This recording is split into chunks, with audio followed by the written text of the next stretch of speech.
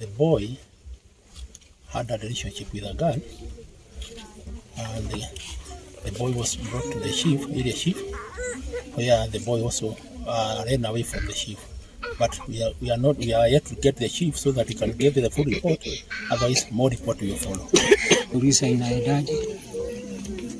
Kaniambia iko kijana amejinyonga kwa mti kinaitwa masa, kitu kama hiyo, lakini kinasomea karusho, na mikono yake mbili ilikuwa na pingu ambayo zilikuwa zimekatiwa katikati.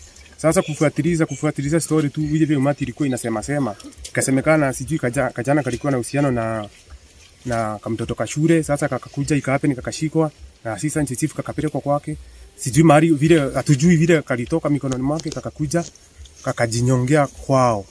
Mimi niona kalikuwa na pingu pande mbili, ilikuwa imekatwa tu, imekatwa katikati, pande hii ilikuwa na piece moja na nyingine ilikuwa na piece moja.